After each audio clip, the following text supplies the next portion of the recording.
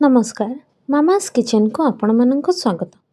सबुबले से एक प्रकार मैगी खाई खाई कौन बोर हो गलानी कि तेबे आसंतु आज एपरी एक नुआ क्रिस्पी एवं सबुठारु इजी मैगी रो रेसिपी बनैबा जहा खाइबा को स्वादिष्ट। एपरी रेसिपी जहा छुआ माने चुटकी चट कर जिवे। केवल छुआ कहीं घरे मैगी न खाउथुबा लोक मानक मध्य यह अति बढ़िया लागिबो। तेबे आसंतु आरंभ करिबा आजिर रेसिपी क्रिस्पी मैगी बॉल।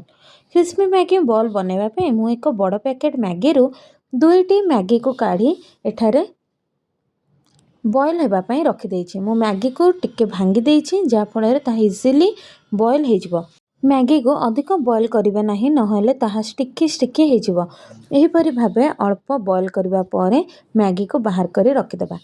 एहा परे हमको आवश्यक हेबो पियाज, गाजर, लंका, अदा एवं रसुण, दुईटी पियाज, गोटे मीडियम साइज रा गाजर, दुईटी लंका, अल्प अदा एवं अल्प रसुण मु एठारे नेछि। एहा छडा बिलाती मध्ये आवश्यक हेबो। आपण माने आपणक इच्छा अनुसार विभिन्न प्रकार अन्य वेजिटेबल्स मध्ये पकाई परिबे। जदि पिला माने नॉर्मली वेजिटेबल खाइबा को भलो पाउनांदी तेबे एही परि भाबे मैगी रे एहा को पकाई देले पिला माने मध्ये जानि परिबे नाही एवं अति आनंद रे एहा को खाइतेबे। वर्तमान सिझेई रखिथिबा मैगी रे पियाज, रसुण, अदा, गाजर एवं बिलाती को पकाई देबा।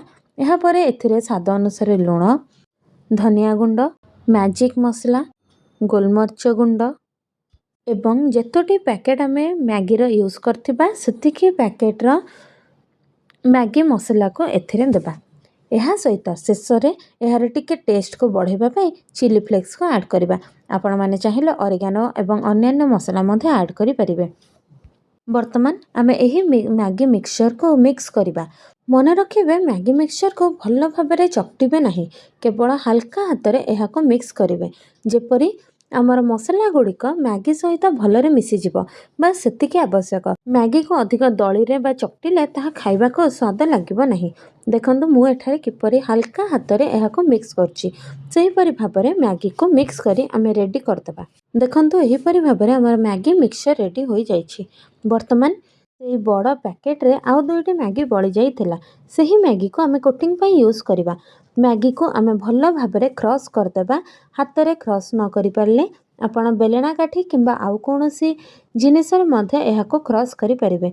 भल्ल भाबरे क्रश करी एहा को एक प्लेट को ट्रांसफर करदेबा। एहा ऊपर आमे ब्रेड क्रम्स लगाइबा नाही, ता बदले रे आमे तार सब्स्टिट्यूट सेही मैगी को लगाइबा। जदि मैगी रा गुंड होई मध्ये तार साइज टिके टिके बड़ थिबो तबे ताको हाथ रे आपण क्रश करदेबे। वर्तमान प्रस्तुत होई रहिथिबा मैगी मिक्सचर छोट छोट बॉल प्रस्तुत करिबा। एही बॉल गुड़िक आपे आपे बाइंडिंग हे जिवो, तेणु आपण कोनोसी प्रकार चिंता करिवे नाही।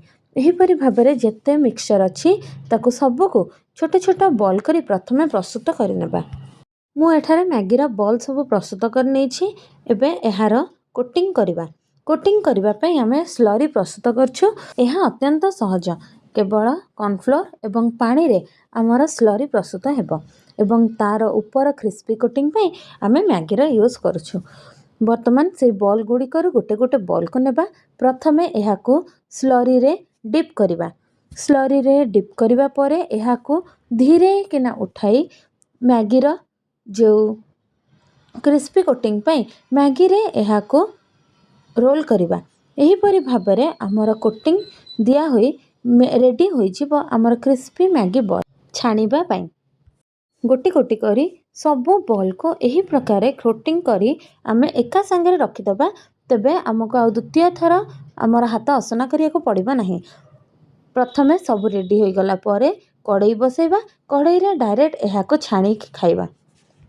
मैगी बॉल्स एठारे कोटिंग होई रेडी होई जाइछि। वर्तमान कढ़ई रे तेल बसाई तेल को गरम करिबा। तेल गरम हेबा परे मैगी बॉल को गोटा गोटा तेल रे छाड़ी देबा। टिके अपेक्षा करिबा जे पर्यंत एहार तळपट टिके ब्राउन न होइछि। टिके गोल्डन ब्राउन हैला परे एही बॉल गुडी को आमे उल्टाई देबा। उल्टाई उभय पट भल भाबरे आमे फ्राई करिबा। जदि आपण ଏହାକୁ ତେଲରେ ଫ୍ରାଏ କରିବାକୁ ଇଚ୍ଛା ନ କରିବେ ତେବେ ଏୟାର ଫ୍ରାୟରରେ ମଧ୍ୟ ପ୍ରସ୍ତୁତ କରିପାରିବେ। ବଲ୍ ଗୁଡ଼ିକୁ ଏପଟ ସେପଟ କରି ଭଲ ଭାବରେ ଗୋଲ୍ଡେନ୍ ବ୍ରାଉନ୍ ରଙ୍ଗ ଆସିବା ପର୍ଯ୍ୟନ୍ତ ଫ୍ରାଏ କରିବା। ଅଧିକ ଫ୍ରାଏ କରିବେ ନାହିଁ, ନହେଲେ ଏହା ପୋଡ଼ା ପୋଡ଼ା ଲାଗିବ। ଆଉ ମଧ୍ୟ ଏଥିରେ ଯାହା ଯାହା ପରିବା ପଡ଼ିଛି ତାହାକୁ ସିଝିବା ପାଇଁ ଆପଣ ମିଡ଼ିୟମ୍ ଫ୍ଲେମ୍ରେ ଏହାକୁ ରଖିଦେବେ। ଆଉ ଯଦି ଆପଣ ମୋ ଭଳି ବେଶୀ କୌଣସି ପରିବା ଦେଇନଥିବେ ତେବେ ବେଶୀ ସମୟ ଛାଣିବାର ଆବଶ୍ୟକତା ନାହିଁ, କାରଣ ଆମର ମ୍ୟାଗି ପୂର୍ବରୁ ହାଫ୍ କୁକ୍ ହୋଇଥିଲା। କେବଳ ତାହା ଆଉ ଟିକେ କୁକ୍ ହେବା ପାଇଁ ଏବଂ ରଙ୍ଗ ଆସିବା ପାଇଁ ଛାଡ଼ିଦେବା। ଥରେ କୁକ୍ ହେଇଗଲେ ଏହାକୁ ଆମେ ପ୍ଲେଟ୍କୁ ଟ୍ରାନ୍ସଫର୍ କରିଦେବା। ପ୍ରସ୍ତୁତ ହେଇଗଲା ଆମର ଗରମା ଗରମ କ୍ରିସ୍ପି ମ୍ୟାଗି ବଲ୍। ଏହାକୁ ଆପଣ ଟମାଟୋ ସସ୍, ଚିଲି ସସ୍ କିମ୍ବା ସେଜୱାନ୍ ଚଟନି ସହିତ ମଧ୍ୟ ଖାଇପାରିବେ। ଏପରି ଭାବରେ ମ୍ୟାଗିର ଏହି ନୂଆ ଆଇଟମ୍ ଆପଣମାନେ ମଧ୍ୟ ନିଜ ଘରେ ନିହାତି ଭାବରେ ବନେଇ ଖାଇବେ ଏବଂ ମୋତେ କମେଣ୍ଟରେ ଜଣାଇବେ ତାହା ଆପଣଙ୍କୁ କିପରି ଲାଗିଲା। ଶେଷ ପର୍ଯ୍ୟନ୍ତ ଭିଡ଼ିଓଟିକୁ ଦେଖିଥିବାରୁ ଆପଣମାନଙ୍କୁ ଅଶେଷ ଧନ୍ୟବାଦ। ଭିଡ଼ିଓକୁ ଲାଇକ୍ ଏବଂ ସେୟାର ଓ କମେଣ୍ଟ କରିବେ। ଚ୍ୟାନେଲକୁ ମଧ୍ୟ ସବସ୍କ୍ରାଇବ୍ କରିବେ। ରହିଲି, ପୁଣି ଦେଖା ହେବ ଆଉ ଏକ ନୂଆ ଭିଡ଼ିଓରେ ଆଉ ଏକ ଇଣ୍ଟରେଷ୍ଟିଂ ରେସିପି ସହିତ। ରହିଲି, ବାଏ ବାଏ।